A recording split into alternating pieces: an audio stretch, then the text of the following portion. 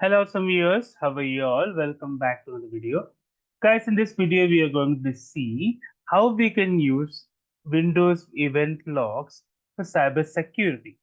For that, guys, you just type here event viewer. You'll get an event viewer app. Just click on that. It will navigate you to the event viewer screen. Let me expand that. As you can see here, we have custom views, Windows logs, application and service logs, and subscriptions. Click on Windows logs.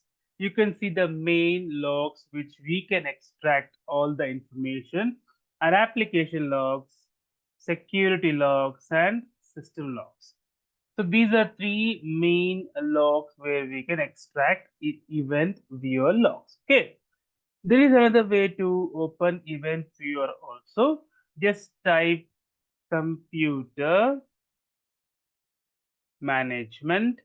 In the computer management, you can see the event viewer. If we extract that, it will have same Windows logs will be there. Application logs. As you can see here, if you click on Windows logs, you'll get the entire information of application logs, security logs, and system logs. So now we'll see few scenarios. Let me click on an application log. See, as you can see here, I have the Windows logs, specifically application logs. As you can see here, we have the event IDs also. I want to clear the log, I can clear the entire log. If I want to filter the log, I can filter here. Let us filter by 16384.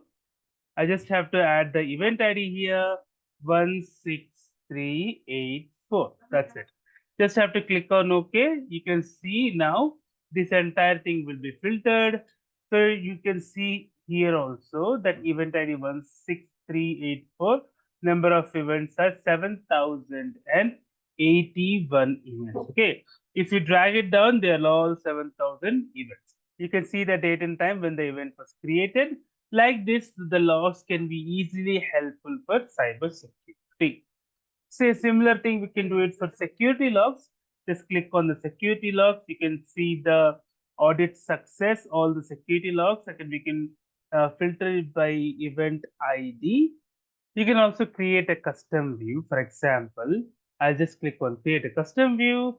I can take you to the security log. Since I've clicked on security log, just I have to click on OK.